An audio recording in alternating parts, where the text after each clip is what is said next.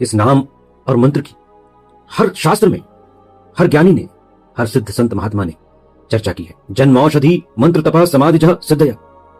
इस मंत्र के नाम के जप से ही सिद्धि प्राप्त होगी, समाधि भी इसी से लगेगी। ये नाम और मंत्र और इसका जप, यदि इसमें प्रेम जुड़ जाए, हम प्रेम से नाम जप कर सकें, तो फिर कहना ही क्या।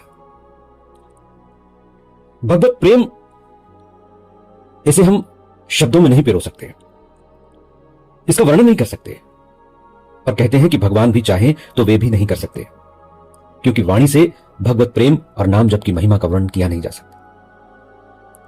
कहां कहां लगी नाम बड़ाई, राम न सकई नाम गुण गाई। कहां कहां तक मैं भगवान के नाम की बड़ाई करूं।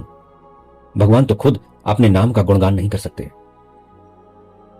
भगवान के प्रेम का, विषय तत्व का, रहस्य का हम अपने शब्दों से, वाणी से वर्णन नहीं कर सकते। कहां कहां लगी प्रेम बड़ाई, राम न सकई प्रेम गुण गाई। राम भी इस प्रेम और महिमा का बखान नहीं कर सकते।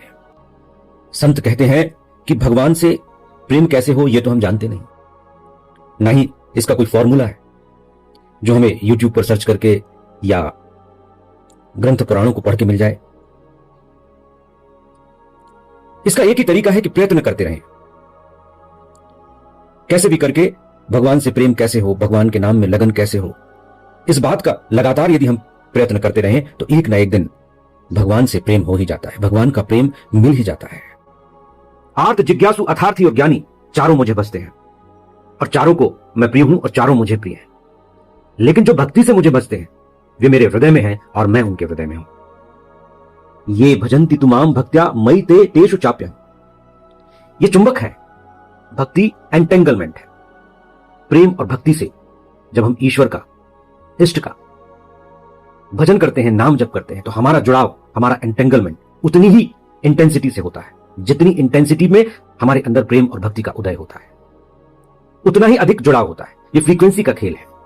यदि हमारी फ्रीक्वेंसी 10 के स्तर पर है और जिसका नाम हम जप रहे हैं उसकी फ्रीक्वेंसी 100 पर है, तो 100 तक पहुंचने के लिए हमें, जिसका हम नाम ले रहे हैं उतनी ही इंटेंसिटी से हम नाम जपेंगे, तो जो जुड़ाव होगा, एंटेंगलमेंट होगा, हमारी फ्रीक्वेंसी तुरंत 10 से बढ़कर 100 पर पहुंच जाएगी। जैसे लोहे से चुंबक कितने प्रेम से चिपकता है,